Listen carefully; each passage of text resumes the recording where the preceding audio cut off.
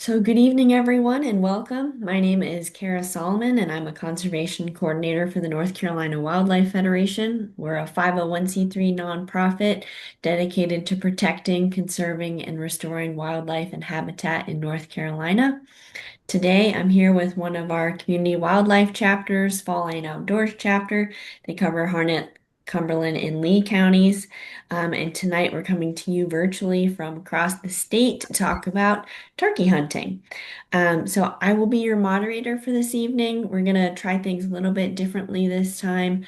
And if you have a question, feel free to type it in the chat, put it in the Q&A feature at any point during the webinar. Whenever you think of a question, type it in there and I'll get it read out to our panelists tonight so that we can get your question answered. So again, type it in the chat, put it in the Q&A feature at the bottom of your screen, and I will read those questions out for you, and we'll kind of get questions answered as we move through the presentation.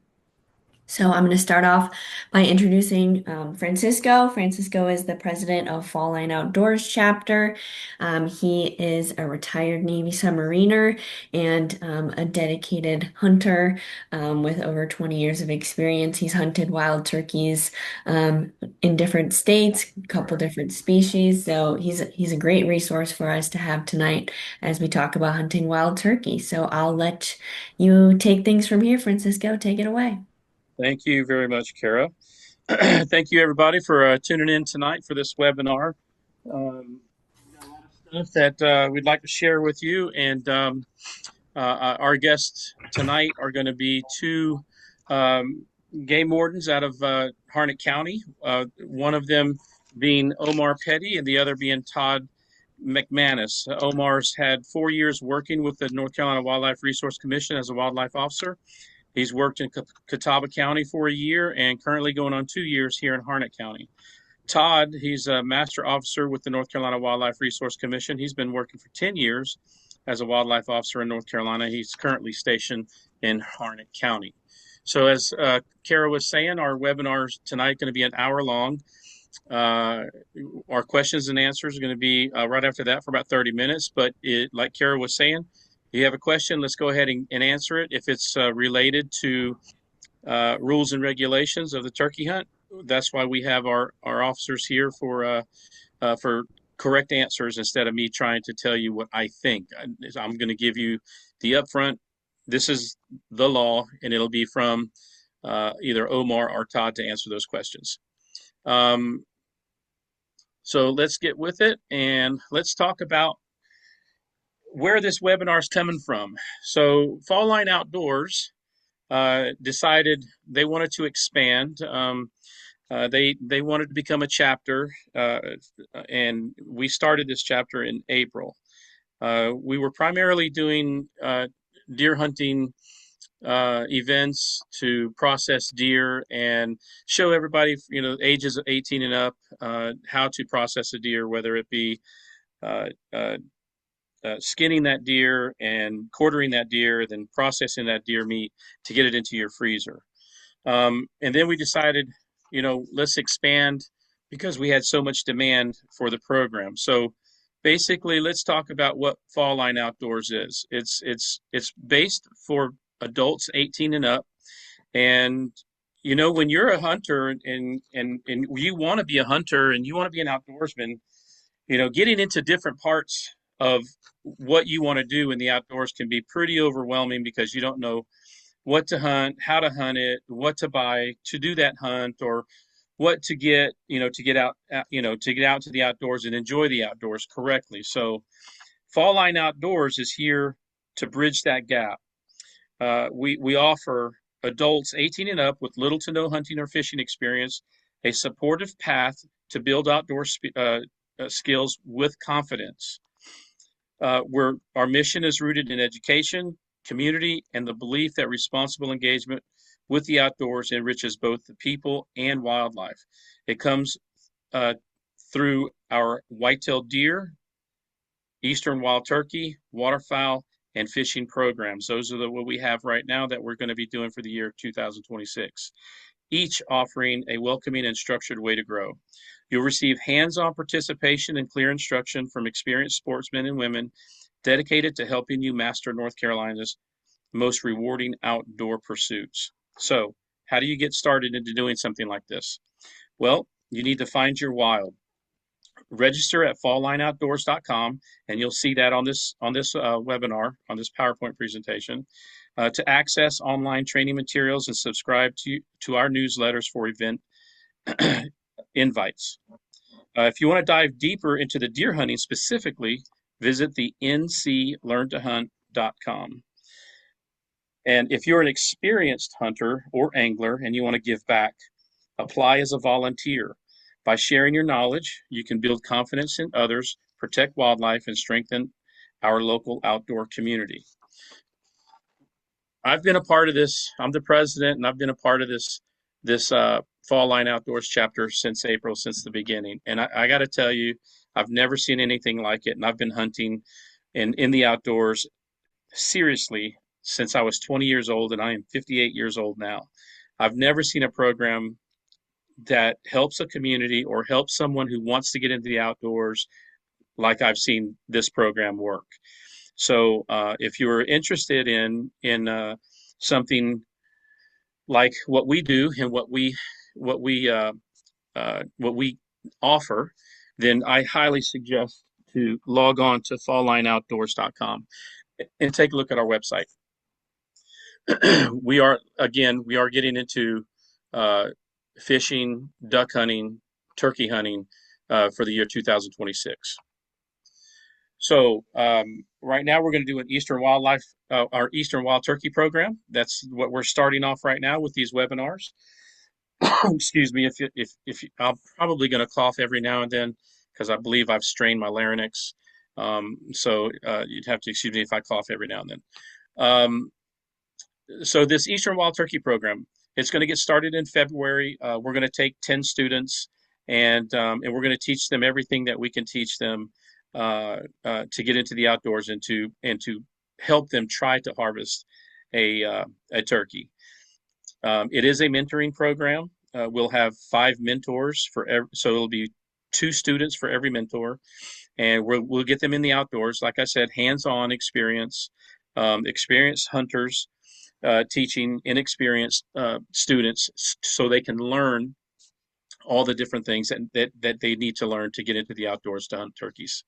The deer hunting program and services, New Hill Hunter Education and Mentoring Program, that is a full year hands-on training. That'll start in February as well, and it'll last all the way until December. And if you want to learn how to deer hunt, you want to learn everything there is to know about deer hunting, then that is a program you really need to sign up for as a beginner. That program will teach you safety aspects on how to hang a deer stand, safety aspects on how to handle your firearms, aspects on how to scout for the right areas to hunt for deer, all the way up until you're putting that deer meat in your freezer if you're lucky enough to get yourself a deer during the season. We do have Learn to Hunt webinar series on demand.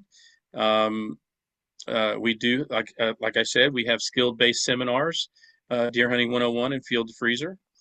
The North Carolina Wildlife Resource Commission Hunter Education Certification classes, we do that as well. We have 12 new instructors that are certified to teach hunter education. We'll be doing that in February as well. If any of you are not does not have the certification for hunting education, because you do need to have that in order to hunt in North Carolina. We also are a CWD test sample collection site.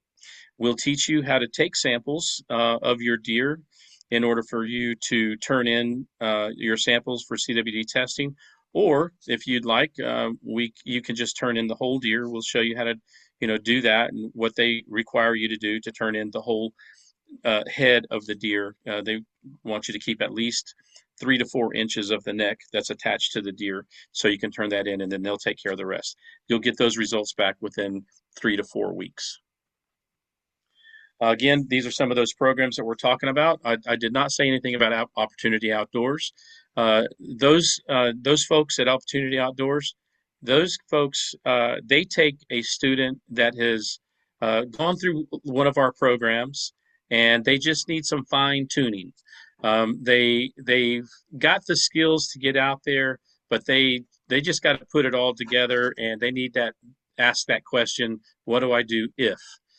Those guys at Opportunity Outdoors will teach them. They'll answer that question and get them along, and they'll camp out. You can go camp with them, and they travel throughout the nation. They've also been out west, but they hunt a different array of animals throughout the year, small game and large game. So let's talk turkey. That's what we're all here for.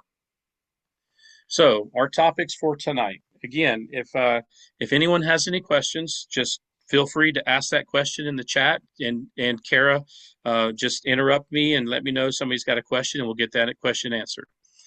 So the topics for tonight: 2026 turkey season hunt dates, hunter safety, what to wear, restrictions, and what weapon can you use, where to scout, and what are you looking for while scouting, the what, when, where, and why, and how to hunt turkeys using different calls. And I do have different calls here that I will sound off that you all will be able to hear. Setting up for the hunt using decoys, a sitting position, a distance from the roost or not roosted birds. When to call and when not to call. There are two totally different topics there. Your final approach, Tom is coming to your calling. What are you going to do? And when to pull the trigger and release an arrow and report your harvest. All right. So the North Carolina 2026 hunting season. This comes straight out of the uh, the manual, and I'm going to let either Todd or Omar explain these because it can be a little confusing if you've never been hunting. In an orange, you'll see there where it says daily one position, limit one possession, and a season limit of two. Uh, that doesn't mean you can have you can shoot two in one day. So I'm gonna let them explain exactly what all this means, and then we'll get back to the next screen. Okay, well, I'll take over from here. Like Francisco was saying, this is directly from our Regulation Digest book, and if you're not familiar with that, it's a free document, book that you can get every year.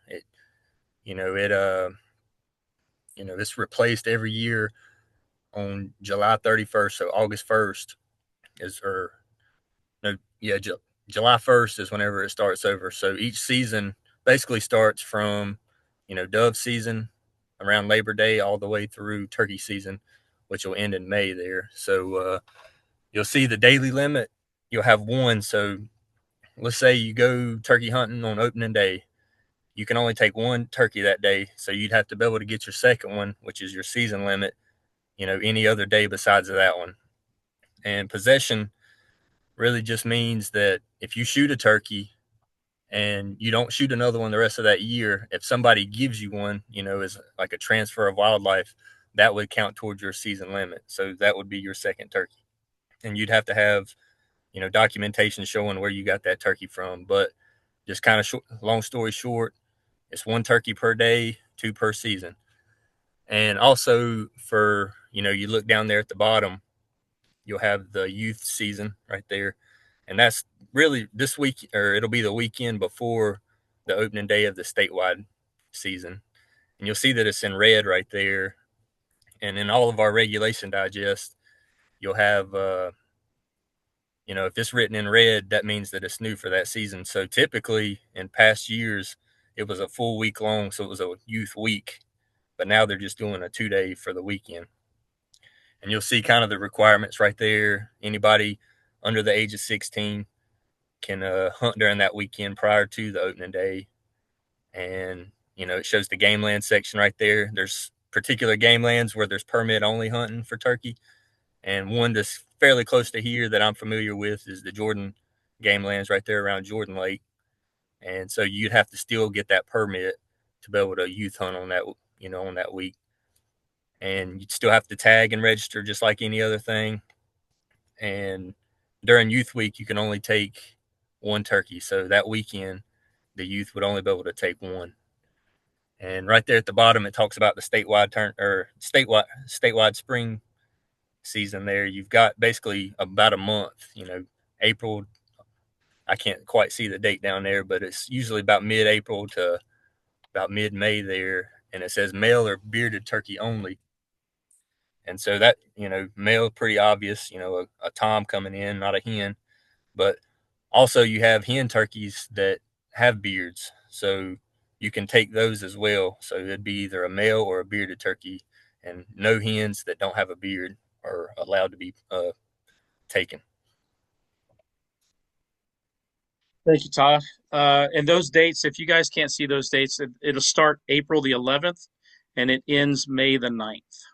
And Todd, can you give us a timeline for the when you can start and when you can end your hunt for that day? So you have, for shooting hours for turkey season, will be 30 minutes before sunrise to 30 minutes after sunset. So it's the same thing as deer season, deer hunting. A lot of species, that's going to be your kind of window of hunting.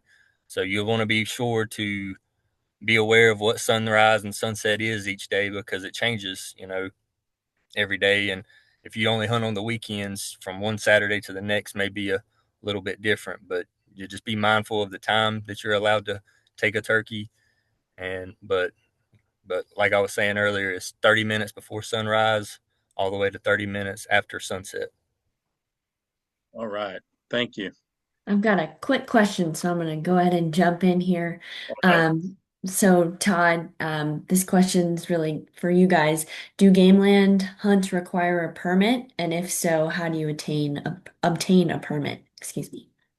So some game lands require a permit and some don't. You would have to look in our regulation book. In the back section is something that's particular for game lands, and each game land has its own regulations. And in the back of that regulation book, all of them are listed in alphabetical order throughout the entire state. So you'll have some that don't require a permit, you just need a hunting license. And then you'll have others that, require a specific permit for that game lands. And you can get those permits through Go Outdoors North Carolina, which is our website where you buy your hunting license. You can get those permits through the same portal or app that you get the your hunting license. You can get those same permits. Thank you. And I did put the regulation digest. There's a link to a virtual copy in the chat. If you have a specific game land that you're interested in going out on, you can check the digest linked in the chat. Awesome. All right. So let's talk turkey safety. So while you're turkey hunting, you are not required to have hunter orange. Turkeys have a very, very, very good eyesight. They are not colorblind. They can pick up on color. So some of the colors that you don't want to wear when you're turkey hunting, orange being one, is anything that's red, white, blue, or black. Well, I wouldn't say black, but red, white, or blue. One of those reasons is because a tom turkey has all of those colors. You don't want to be mistaken for a tom turkey. So I would recommend no red, white, or blue on your hunting camo. Uh, you'll notice here in these pictures off to the side uh, that they've all got this guy here down here on the bottom left. He's got a full headset full of turkey gear here, camo. So he is loaded down, right? And I'll talk more about why that's important and why it could be a safety issue. And then you got this guy, he's got like a gator on so he can cover up his face this way. So two different ways to cover up your face because you do want to be covered up. Another thing, multiple weapons can be used. So when I say multiple weapons can be used for turkey safety, you can use any type of shotgun. However, you cannot use any rimfire or centerfire rifle. So you want to make sure that when you choose your weapon, you're choosing the right one. It's not deer season. It's not small game season to where you can go out and use a 22 rifle. It has to be a shotgun, a bow and arrow, a crossbow, a recurve bow, one of those things, and to use. And if you're going to use your shotgun, you want to make sure that you're using the correct ammo for your weapon, i.e., a 20 gauge shotgun versus a 12 gauge shotgun.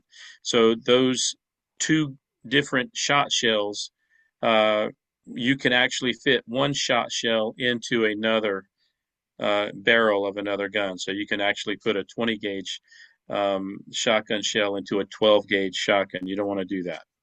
So that's just another safety tip. So when you're buying your ammo, you want to make sure you're buying the correct ammo. Shotgun shells aren't just regular shotgun shells. You got to make sure you buy the right one for your gun. Hunter interaction and disagreeing. And what I'm talking about here is you'll get a lot of hunters that get in the woods, and you're going to run across a hunter every now and then. I've had a time where I already know where I've found the turkeys on a power line. I was with my brother, and I'm just waiting for the right time to get into the woods, and we're sitting on the power line waiting to walk down to the power line. We're getting all of our stuff together, and I noticed another hunter walking in, and so I shine a red light at him, letting him know that where we were at, and instead of kind of walking away, he decided to approach us. So so as he got to us, he's like, "Hey guys, how you doing?" We're like, "We're fine." He goes, "Where are you hunting?" I said, "Well, we're going to go down about another 100 yards, and we're going to set up down by the swamp." And that gentleman says, "Well, I've already got my ground blind set up there. I put it there yesterday."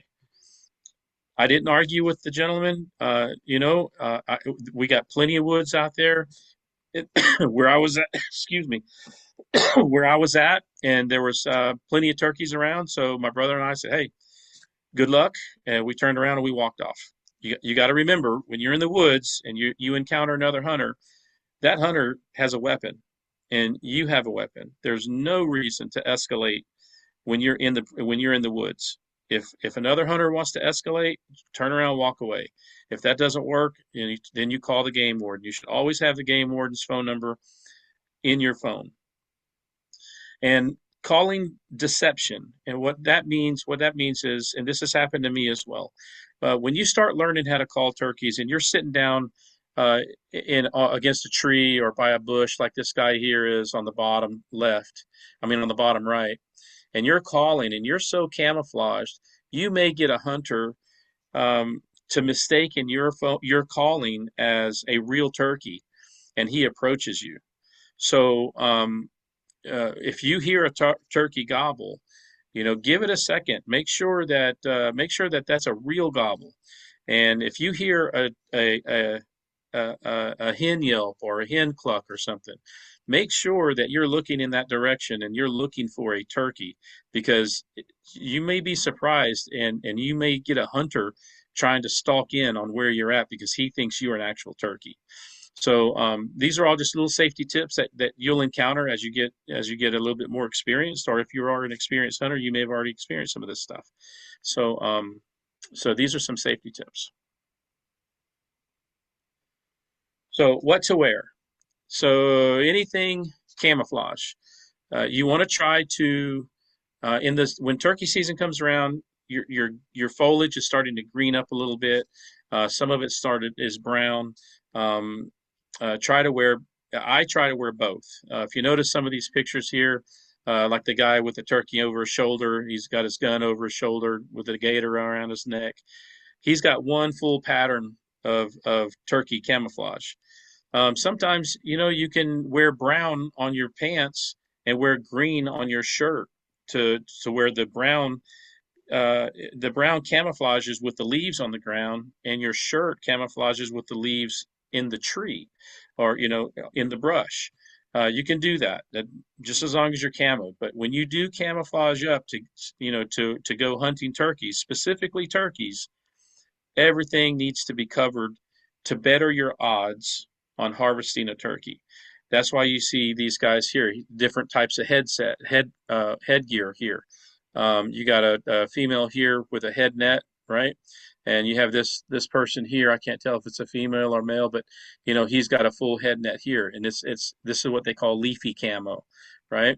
You got ball caps, These here are turkey vests, and these are different types of turkey vests that you can wear, all of them camo, right? You got boonie hats, you got boots that are camouflaged. I've even got to the point now that I will not buy a pair of boots if I'm turkey hunting that has brass for your eyelets. And if they do, then uh, I will put uh, a black marker on those brass eyelets so they don't shine. And the only reason why is because I've been hunting turkeys for a while, and I just know how good their eyesight is. So gloves, you want to make sure you get gloves. And if you start becoming a caller, sometimes you can just cut the fingers off of the first two fingers, so you can operate your calls a little better. I do that.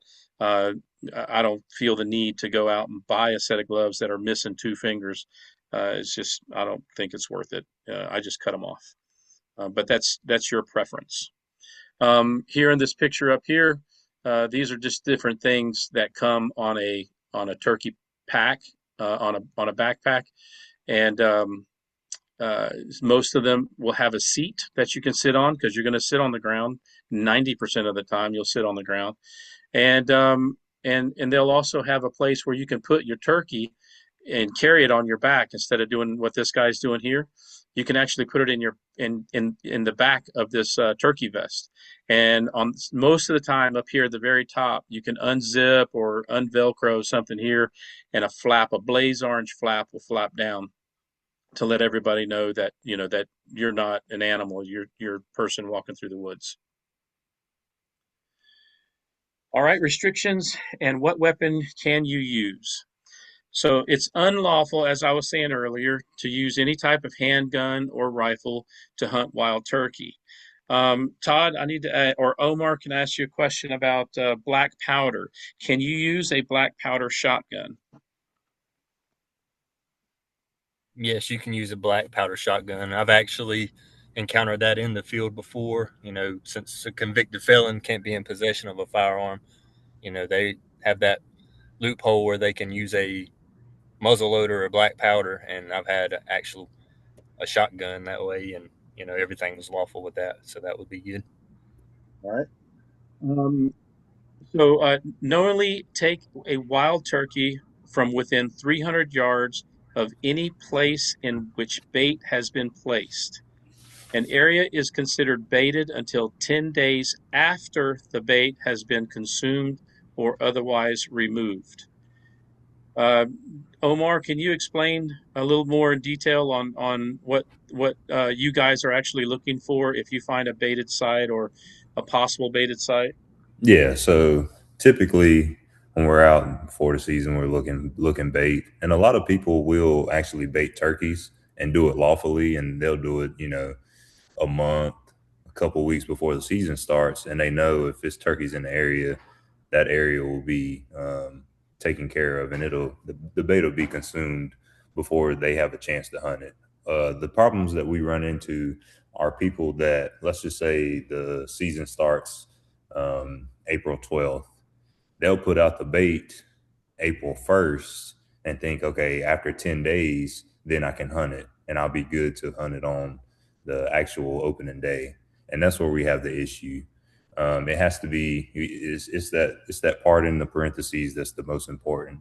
It has to be gone 10 days before you can actually hunt it. So you got to check it and make sure, or if you just want to go ahead and just make sure you go in there and scoop it all up and take care of it that way, then you can do that. But if you are going to not try to remove it physically, I would just say if you are going to bait, it's just going to have to go ahead and do it. I mean, shoot. I mean, it just depends on how many turkeys are in the area, but that would just be something that the particular person and the way their land is set up, you just have to kind of figure that out for yourself. Okay. Uh, Possesses a live wild turkey or live birds that are indistinguishable from wild turkeys. Um, I wouldn't imagine someone would have a turkey tied up in the woods by the ankle, but I guess it's happened. I mean, if it's in here, someone's obviously done it before. But Yeah, for sure. so if you look at the top couple of pictures, you'll see some different shotguns. There is a time of the year when you can have a shotgun unplugged. And when I'm talking about an unplugged shotgun, that means you can actually put more than 3 shotgun shells inside that shotgun to shoot. So when you're turkey hunting, that plug is a typically it's a piece of wood or a piece of plastic that goes inside that shotgun will allow the shotgun to only hold 3 rounds. And when you're turkey hunting, you cannot have more than 3 rounds when you're turkey So, hunting. I mean, Go ahead. so when it comes to turkey hunting, you don't have to have a plug. There's no ammo restriction on how many shells you can go in the woods with. That would just be for migratory birds. Oh, So that's good considering then. like Okay, birds, like the dove, waterfowl, stuff like that. But turkeys, you can bring as many as you would like. perfect. See, and that's why we got these guys here. And Francisco, my Yes. connection went out, so I don't know what all Officer Petty talked about with the bait, but just with our particular area, it's kind of unique where we have the CWD restrictions as well. So even placing bait during that time of year, right for the time being, is unlawful, just because from September 1st all the way to January 2nd, it's the only time that bait can be placed out due to the chronic wasting disease. So I don't know if that was covered or not, but even placing bait prior to the season, even if you do it the lawful way where it's consumed or it's gone after 10 days, it is still unlawful to have bait out for the time being until any restrictions change with the chronic wasting disease. Good to know. Good point. Uh, so on the other side of these shotguns, you'll see here you'll have different shotguns. That's a breakdown or a single shot shotgun. This is an automatic shotgun, and this is a pump action shotgun. The difference between these shotguns here is uh, you can put a scope on any of these guns. You can put a scope on any of these guns. You only got one shot here here with this shotgun.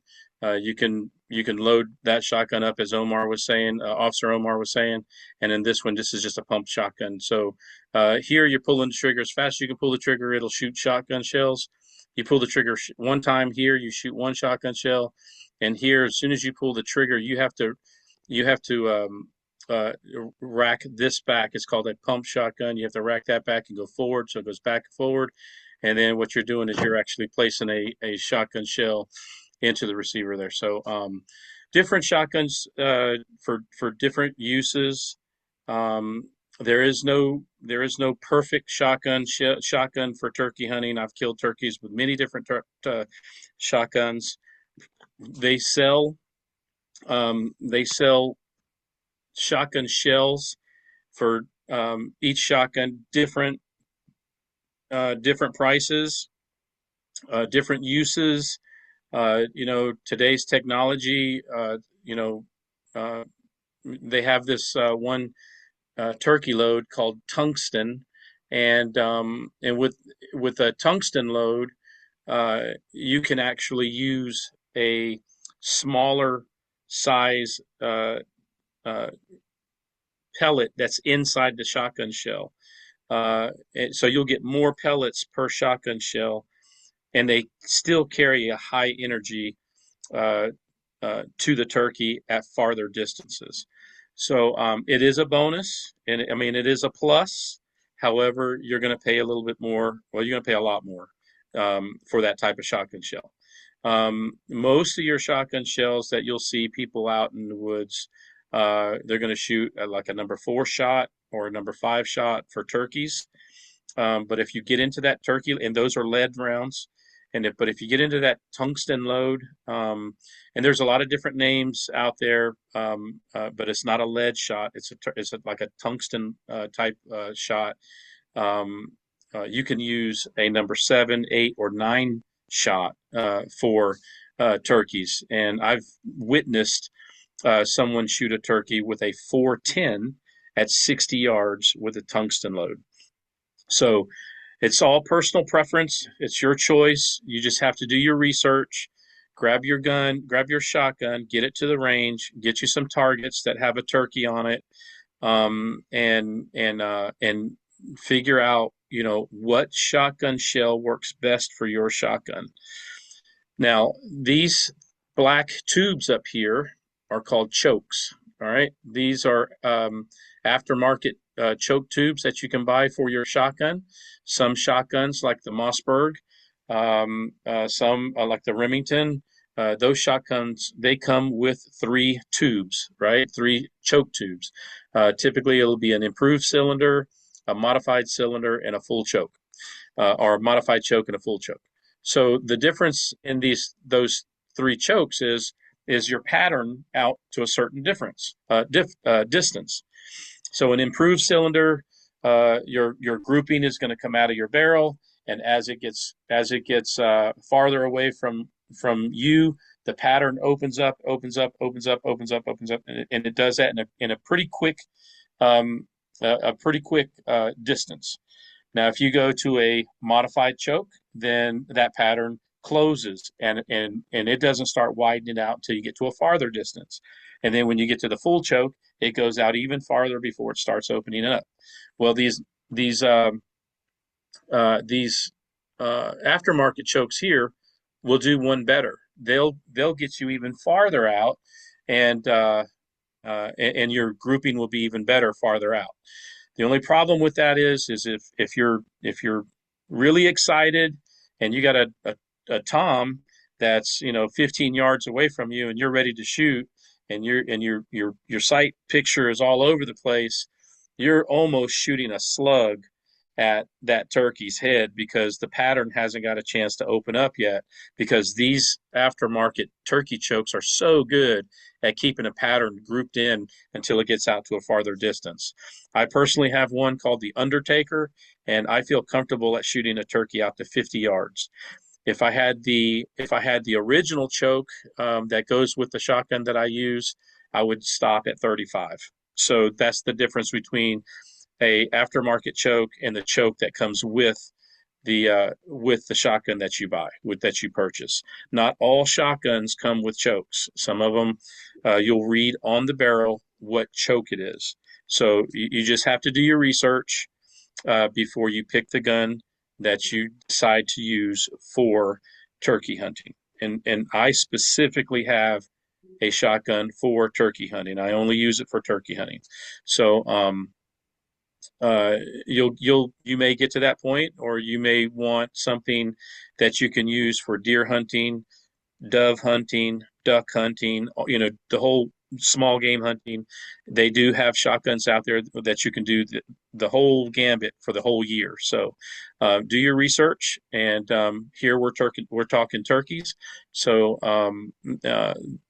that's my take on shotgun shells, what you're going to purchase for turkey hunting. I would, if you're going to go lead, number 4 shot, number 5 shot. If you're going to go tungsten, number 7, 8, or 9. So all good choices. And I'm going to interrupt really quick. Yep. I think you've pretty much already covered this, but just a clarifying question, that for shotguns for turkey, you can use a lead shot and you don't just have to use steel. That's correct. You can use lead. Todd or Omar? Yes, that's correct. You can use, lead shot for turkey. Really, waterfowl is the only thing that's a requirement to have lead shot, and that's because of lead poisoning in the water, like if you're duck hunting. Awesome. Thank you. All right. All right, where to scout and what to look for. So wild turkeys in North Carolina thrive in a mix of forest and open habitats that will provide them with necessary resources for roosting, foraging, and raising young. Basically, what a turkey wants to do: eat, sleep, breed. And in those three, in that, not in that order, but that's all they do: eat, sleep, and breed. So you need to figure out, hey, what is the best habitat where I'm at, where I could find a turkey. So when you're looking at habitat spots, you got to basically know what your turkey is eating, and it could be acorns, it could be grubs, insects, clover, chufa, so different plants, different grasses, different invertebrates. So, but it's up to you to get on a topographical map first, is what I would do. Turkeys love to roost over water or close to water and for some reason I don't know why, but they do. Ever since I've been hunting turkeys, I always find turkeys close to water.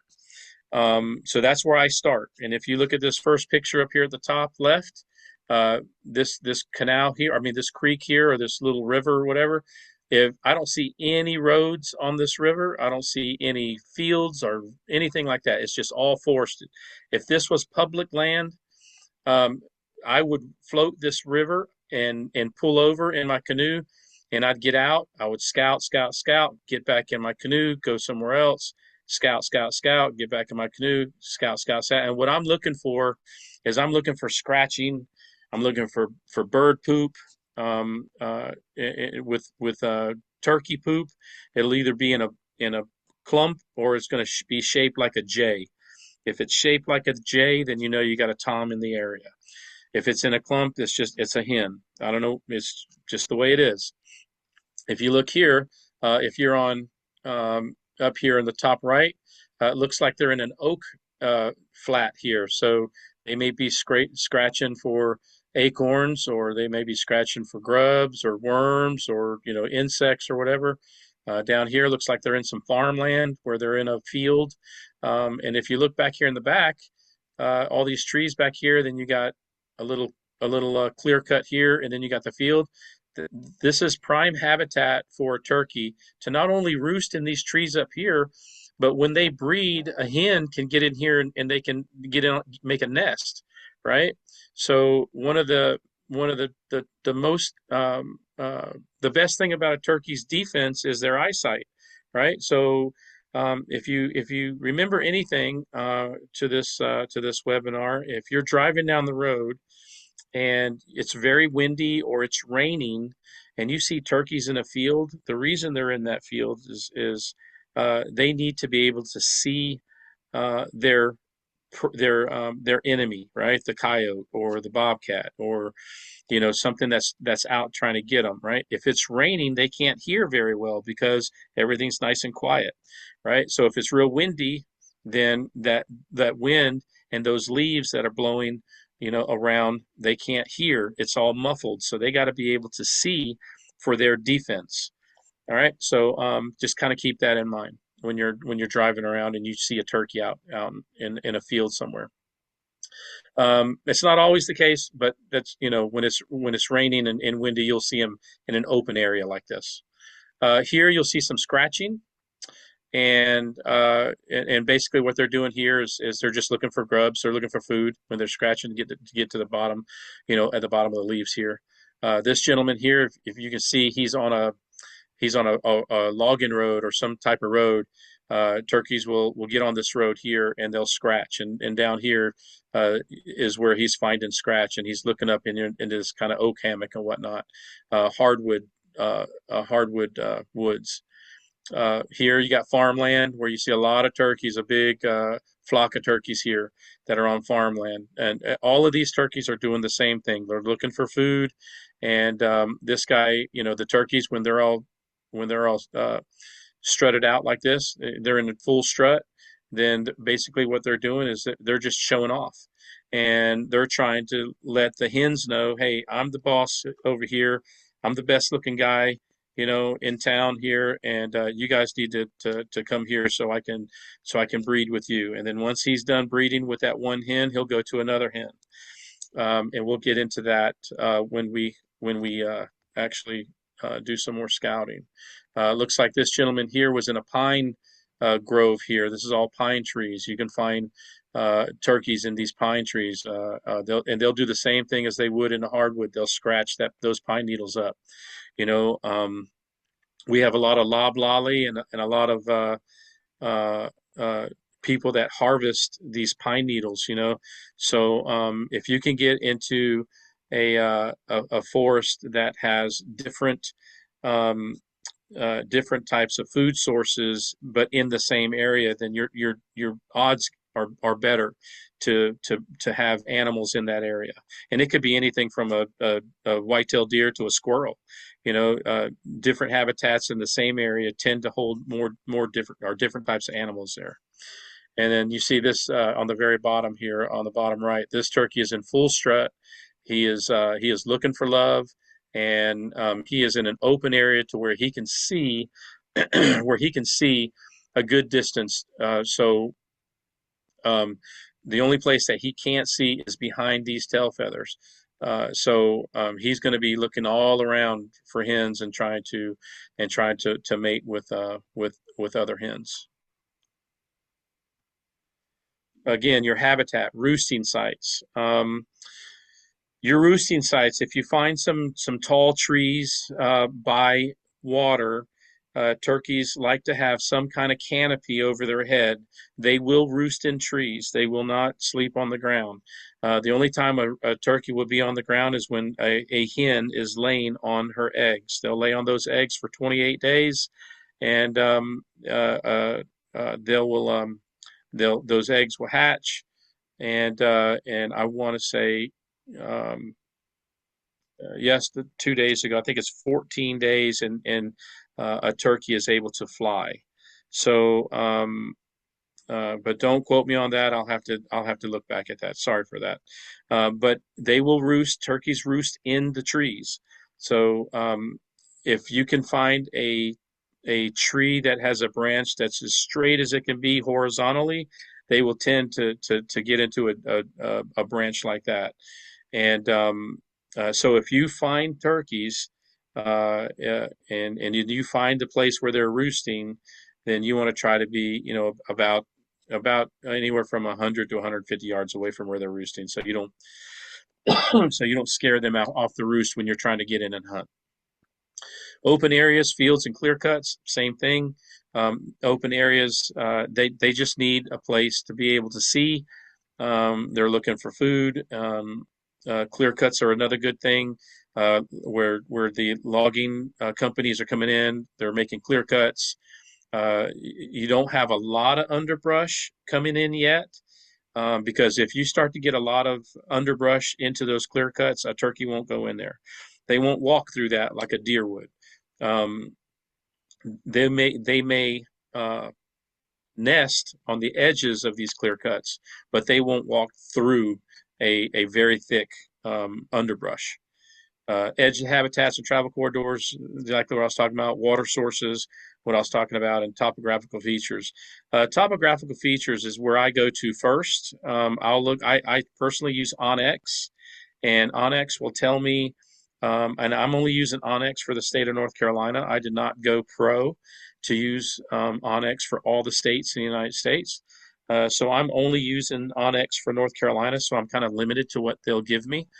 But I can click on a button on Onyx and it'll tell me where all the hardwoods are in an area that I'm at. And I tend to look at hardwoods.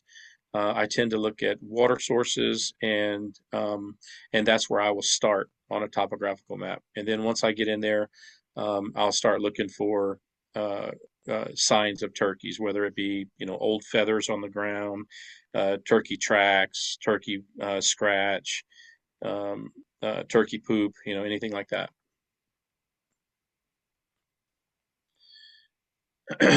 Well, imagine that. So, what to look for when you're looking for the turkey. So if you look at this picture here, you'll see this is not flat ground. This has got rolling hills, and it's got tall trees. It's got water. It's got everything that you need a turkey to thrive in, right? So here's your water source here. You've got tall trees here. You've got open areas here. You got more tall trees here.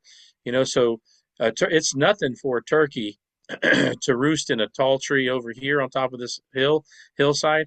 And when he comes off the roost, it would be nothing for him to come all the way down and just glide all the way to the top of this hillside here and start strutting or start feeding or walking this hillside with a group of hens. It's nothing for them to do that.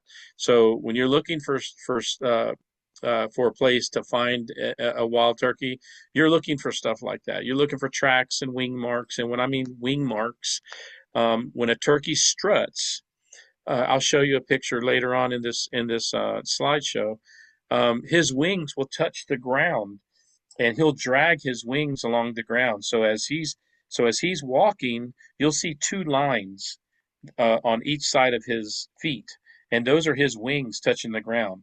And a turkey hunter will call that a strut zone, and that's what he will strut back and forth, and kind of show off for the hens. Um, a dust bowl. Dust bowls are great for turkeys to get mites off of their out of their feathers and off their body. That's basically their way of how to take a bath. It's called a dust bowl, and typically you'll see those. And it'll look like a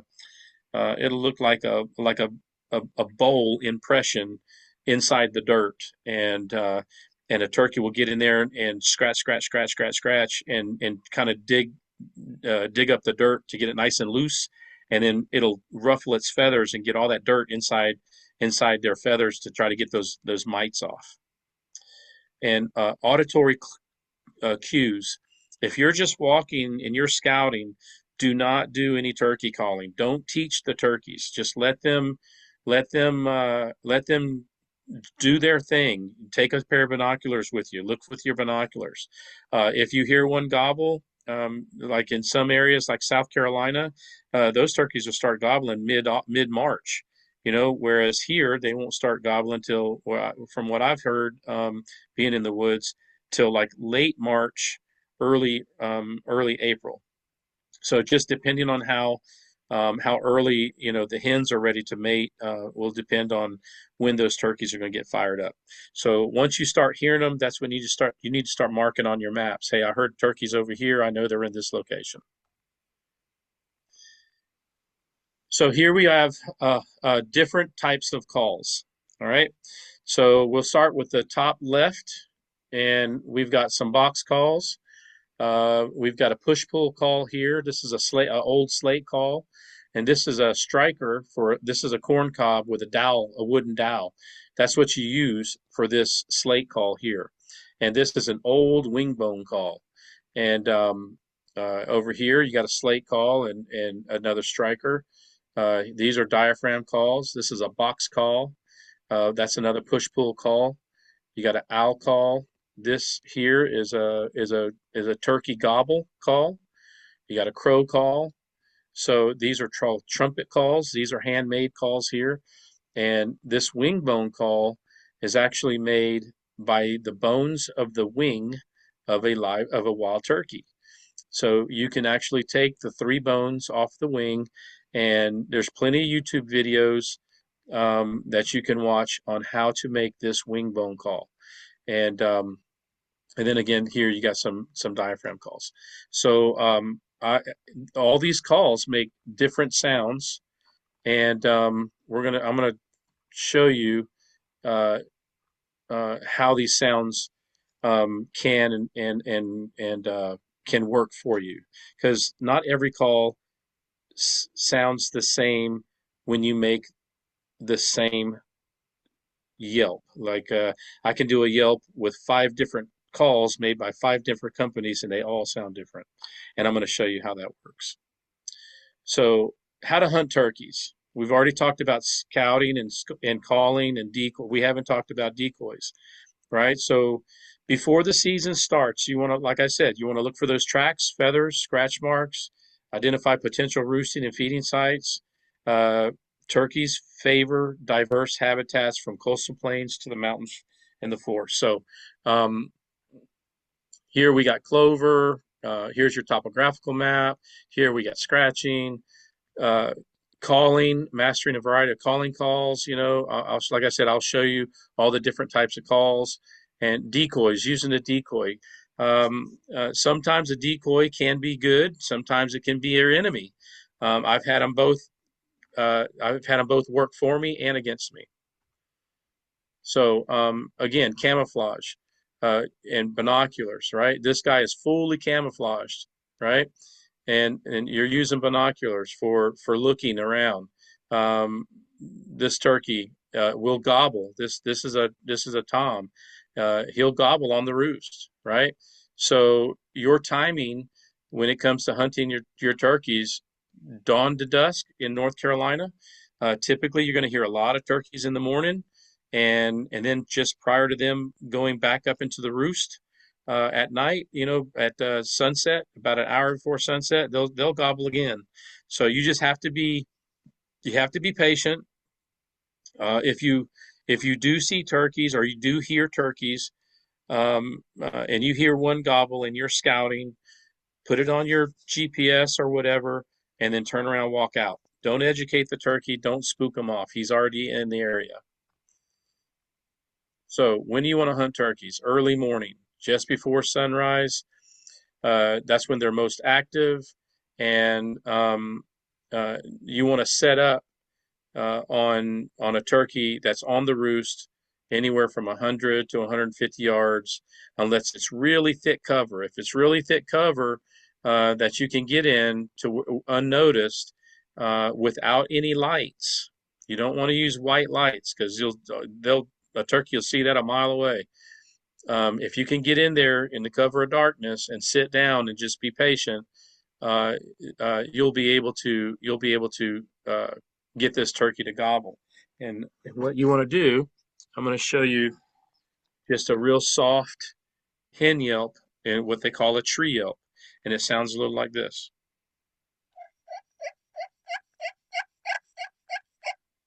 Now that's just on a slate call. This is on a pot call. So just something real soft like that, and that turkey will gobble. And if he gobbles, then he knows you there. He knows you're there. Stop calling. Wait until he flies down, and then you'll be able to possibly call him in closer, and you may possibly get the opportunity to get your shot. And soft calling also calls in hens as well. So it's not always based off the tom turkey. It could be based off the hen as well. So mid morning is 70% of the birds that I've killed in my hunting time have been between 10 o'clock in the morning and 2 o'clock in the afternoon. And the reason for that is those hens, they'll be active in the morning. They'll mate with a tom, and then they'll go lay on their eggs. I'd say anywhere between 9:30ish time frame. Well, now that hen's out of the game, that tom has to go look for another hen. So anytime you can make some calls, he's out looking, then luck is in your favor. Late afternoon, like I said earlier, before they fly up to the roost, uh, if you know where they're roosting, then cut them off before they get there, and you can hear them gobble, and you can hear them come in, and prior to them flying up to the roost, you can possibly get a shot. So that's why late afternoon is just as good if you already know where they're roosting. So let's talk about turkey calls. So a diaphragm call. This is one of the hardest calls to use. This is the one that you put in your mouth. It's these three up here, right here. These are called diaphragm calls. A large variety of diaphragm calls on the market today. The good thing about this is you can use these calls hands-free, right? So you can have your gun up and in the ready position on your shoulder, pointing at the turkey as he's walking in, and you can still use your mouth to call. And I'll just give you a demonstration on what a diaphragm call sounds like.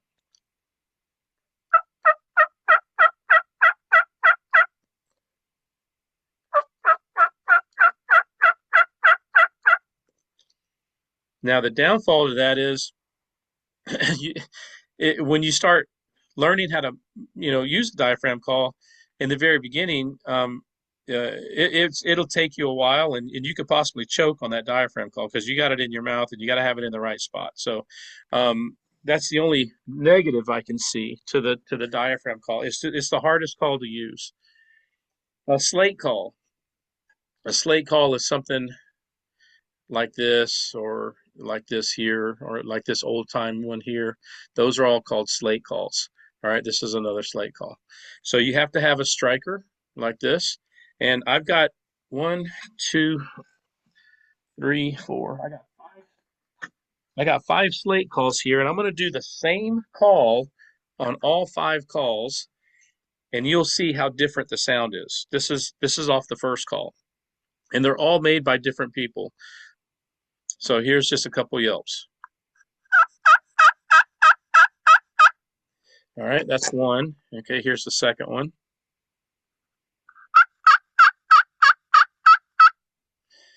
So different tone. This one, here's another one called the Sonic.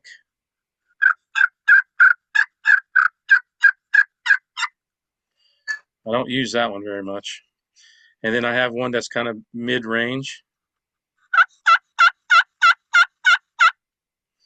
And then I have one that I typically use when I go turkey hunting. So 5 different calls making the same, or 5 different calls on five different slate calls making the same yelp. All of them sound different. A box call, you've got different types of box calls, different lengths, different makes, different models. People use they use 2 different woods to make the call. This is called a wet box, so you can use this in the rain, and it's very loud.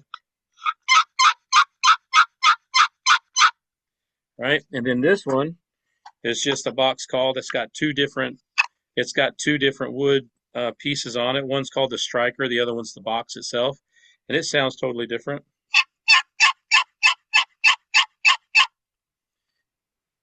So all these are different calls that you can use. I don't own a push-pull call.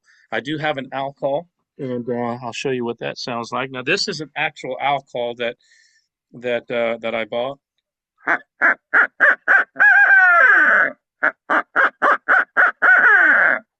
Or I use my mouth.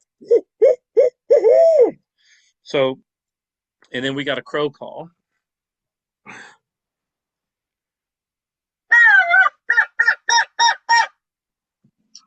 And then I even got a pileated woodpecker call, which is very loud. So all these calls you can use, the owl calls and the crow calls and the pileated woodpecker calls. Those are calls that you can use to do a shot gobble. So you want to that's like a locating call. You don't want to go through the woods and try to strike a bird by gobbling, trying to walk through the woods gobbling. You don't want to do that. You want to try to use like a crow call or owl call or pileated woodpecker call, something loud to make to make a turkey gobble. And we did have a question about that, Yes. whether or not the toms respond to shot calls once they're out of the roost. Like you were saying, the crow or the owl call, like could you use that during the day to see if they're near after they're out of the roost? Yes. Yes. I've even when I was in Georgia, I was on a submarine, and when we were in refit, our submarine was out of the water, called dry dock, and we were 90 foot off the ground. And the way we would get somebody's attention that was at the very bottom of the dry dock is we'd go hew hew like that, right? Well, my buddy and I, we struck a bird, and it went on private property, and so we couldn't get on that private property, and he was gobbling gobbling gobbling, and so we decided to do the shipyard yodel. That's what we called it. And that's all I did. I just went yoo-hoo, and that turkey gobbled. So shot gobbling works when a turkey is very hot, and he's typically in the middle of the day, is when you can use something like that. I've heard turkeys gobble when you shut your car door. If you slam your car door, a turkey will gobble. And that's called shot gobbling. Awesome. Thank you. Yep. So reasons why we're hunting the wild turkey. So connection to the nature, a mental and physical challenge. So connection to the nature is there's nothing like being able to get out, wake up in the morning, get all your stuff on, get in the woods, and just listen to the outdoors come alive. There's just nothing like it. It's very relaxing. You do a lot of soul searching when you're sitting at a tree and the woods start to come alive as the sun starts to peek over the horizon. It's very, very, very satisfying. A mental and physical challenge. So mental challenge. Am I doing it right? Am I not a good caller, or did I do something to mess up my whole hunt? That's the mental thing. Did I study enough to outsmart this turkey? Because the eastern wild turkey is considered the most difficult bird to hunt.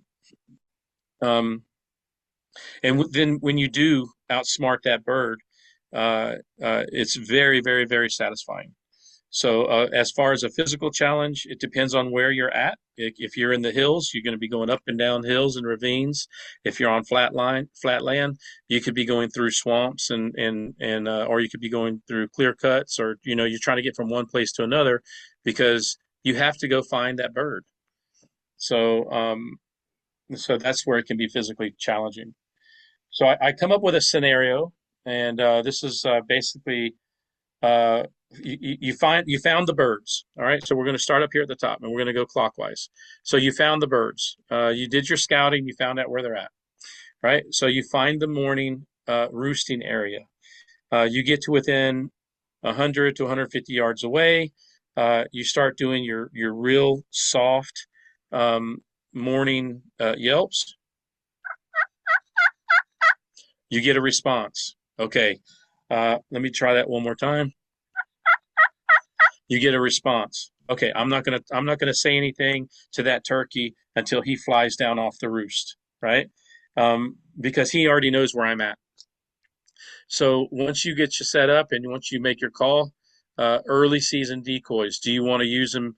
Do you want to use them in the woods, or do you want to use them in the field, depending on where you're set up? Let's say you're in a field. I've seen a decoy work in a field first thing in the morning, and then I've seen a decoy not work in a field first thing in the morning. It just depends on if that tom that is answering to your call has other hens with him. Is he with a whole flock of turkeys that are in those trees that he's roosting at? A very old, mature tom would typically stay in a tree longer than a juvenile turkey or a jake. All right. So basically, like I said, we'll start with soft tree yelps for calling, and then we'll wait for that fly down. Once he flies down, then we want to check his temperature. And what I mean by checking his temperature, you can maybe throw out a couple of putts or clucks and some yelps, or you can do some purrs.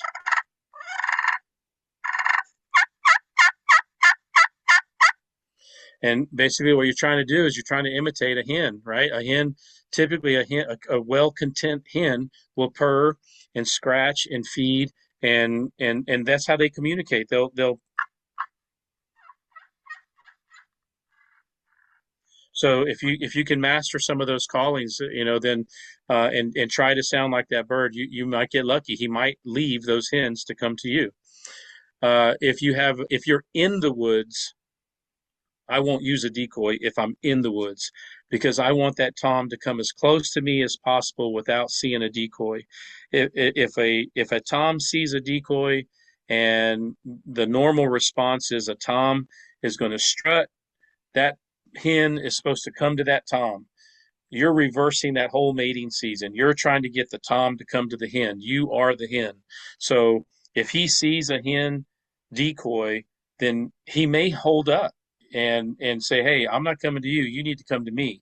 Right? So if he doesn't see that hen, he's going to get closer and closer to you. So that's always a possibility, and typically that works out in the woods.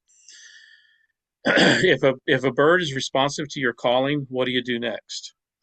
Okay, so if you're calling, right, and when you're calling and that bird's gobbling. So let's say it's going to sound something like this.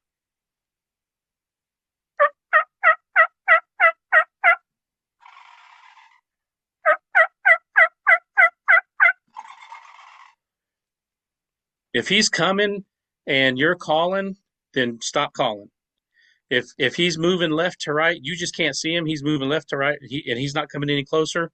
Stop calling, and let him come to you. Let him get curious. Say, hey, I've been calling. I've been calling. He's going to gobble again, and you just have to figure out, like it says here, check their temperature. You got to figure out what you're going to do. Are you going to keep calling, or are you going to stop calling? And that's all just woodsmanship. All right, so we're going to set up another scenario for a mid-morning hunt. Finding a mid-morning bird blind. So basically what you're doing is the hens, they're on the nest, and you need to walk through the woods and you're trying to find a bird, right? So as you're walking through the woods, and you're just trying to find a bird, every now and then I'd walk 50 yards.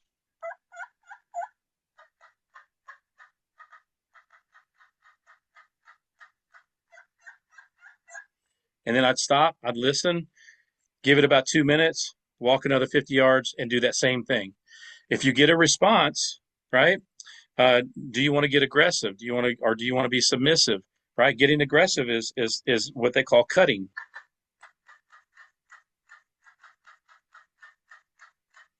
That's being aggressive, and typically that bird will come in if you're being aggressive. But you got to know when to stop, because once he starts coming in, then you got to kind of be, hey, I don't want to be too hard to get, or be too easy, right? So because remember, you're the hen.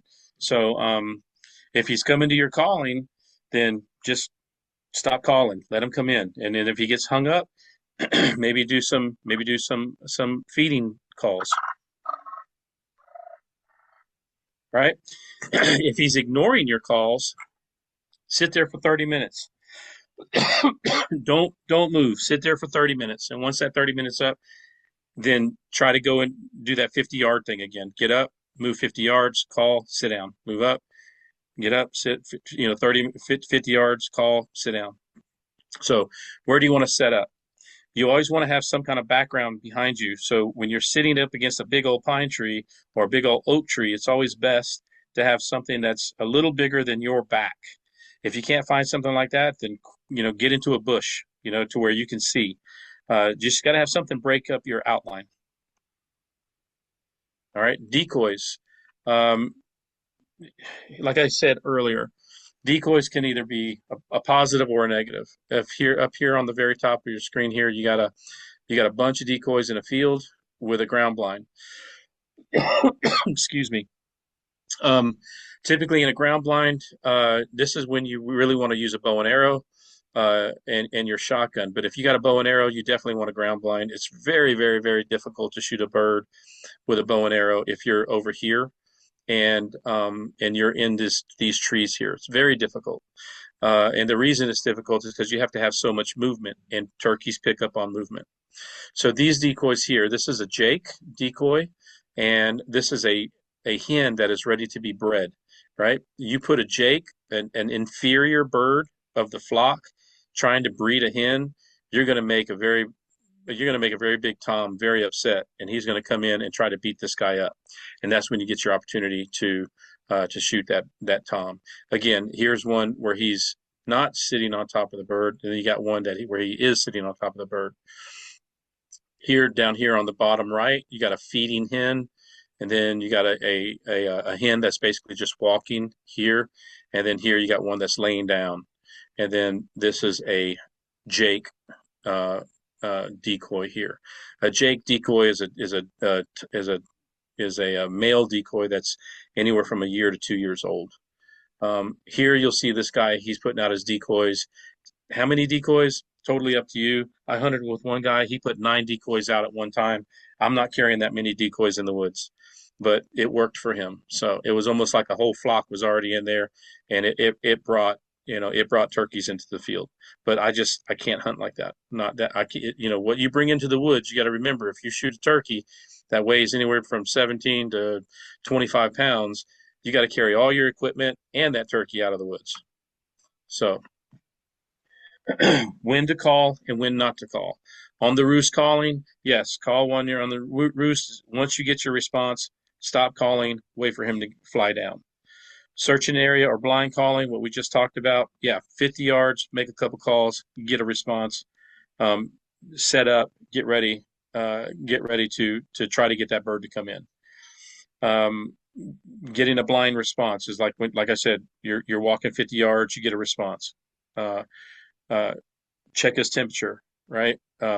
Get aggressive with him if you have to. If you get aggressive and if a turkey starts cutting you off in the middle of your calling sequence, he is very responsive and he's wanting to come. So that's what checking his temperature is all about. How often do you call if he's responsive to your call? It's totally up to the scenario that you're in. If he's cutting you off, I wouldn't call as much. I would make him call, and he's going to tell you how close he is because you would definitely know how close he's getting because he's going to be getting closer and closer and closer. So if you feel like he's starting to walk off, give it to him. Get real aggressive. Have him come back in. Have him come back in. If he's coming, like I said, if he's coming to your call, stop calling. Let him come. If he hangs up, it's okay. If he hangs up, just stop calling. Let him figure out what he likes or dislikes. If you don't like it, he's going to turn around and walk off.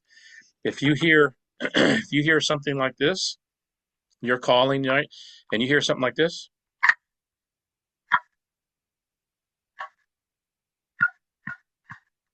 Then he's putting, and that's an alarm. That's an alarm sound. He's seen something he don't like, and he's going to take off. All right.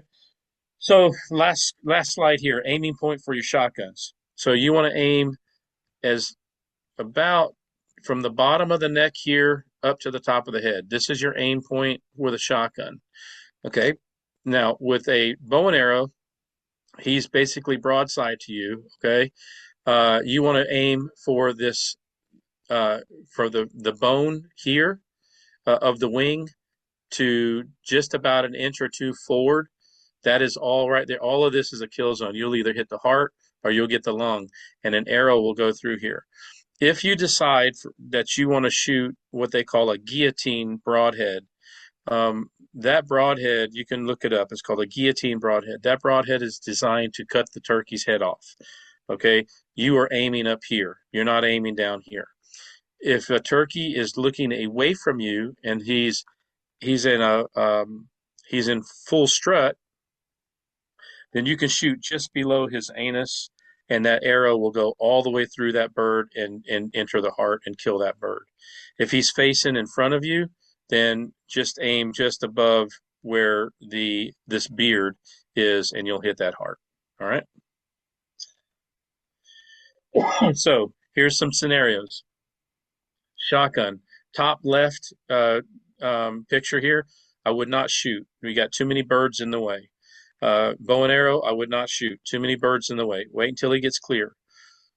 Here, bow and arrow, I would shoot right here in the center of the chest. Shotgun, I would wait till these hens get out of the way. Bow and arrow or shotgun, I would definitely shoot. Bow and arrow right here, right? Shotgun up here. Bow and arrow, if he's close like this, I would shoot right in this area right here. And shotgun, I would wait till this hen got out of the way. Looks like these turkeys are at a distance. I would go ahead and shoot this with a shotgun, definitely with a bow and arrow right here. Either bow and arrow or shotgun here. This is what I was talking about. If you got a bow and arrow and he's facing away from you, you aim right about here and you will hit the heart. And bow and arrow, I would wait until he's done gobbling so he starts to stand like this. If he's gobbling like that, shoot him with a shotgun.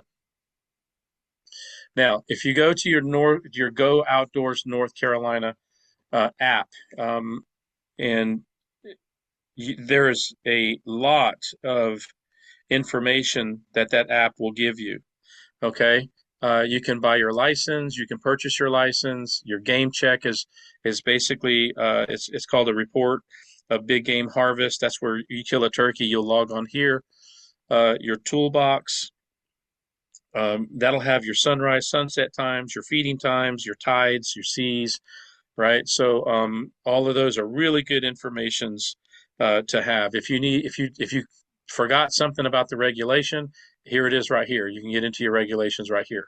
So there's no reason to be able to not fill your tag on a website.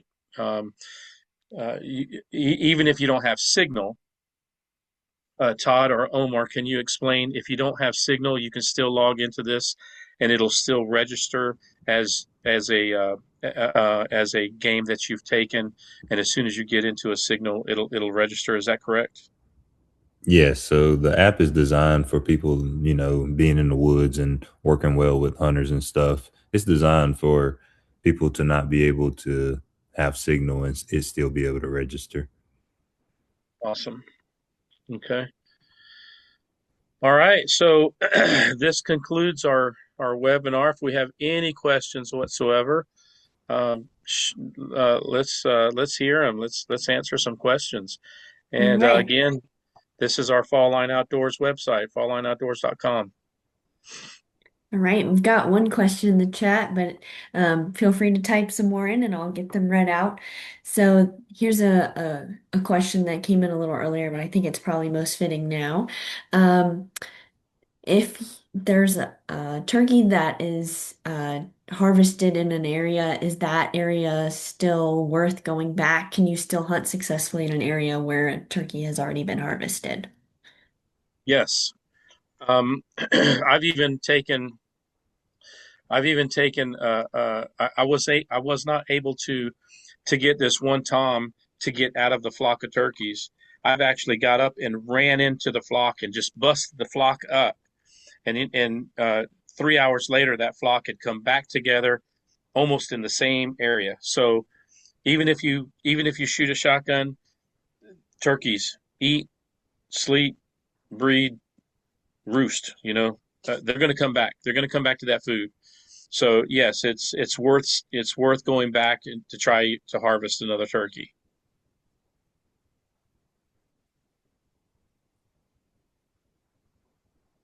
Great. Last call for questions. Thank you, Omar and Todd and Francisco. This has been great. All right. Thank you. How good is turkey hearing? Can they hear very well? Yeah, they can hear well. It's just that their primary defense is their eyesight. They can hear fine. It's just the problem is like I was saying earlier, high winds and rain. They'll tend to get in places where they can see a lot farther than for predators, because they can't hear a predator sneaking up on them. So, but yeah, I mean, normal days, yeah, they can hear fine. Awesome. Any last questions?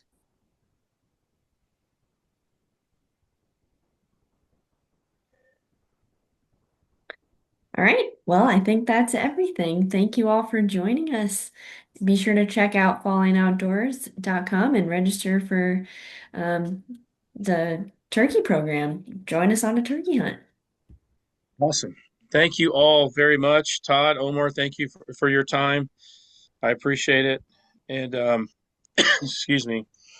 And like Kara was saying, hey, jump online, falllineoutdoors.com, take a look and and get into the outdoors. You'll love it. Trust me, you'll love it. All right, everyone, have a good evening. All right. All Thank you right. very much. I Yeah, thank y'all. Thank thank you. you.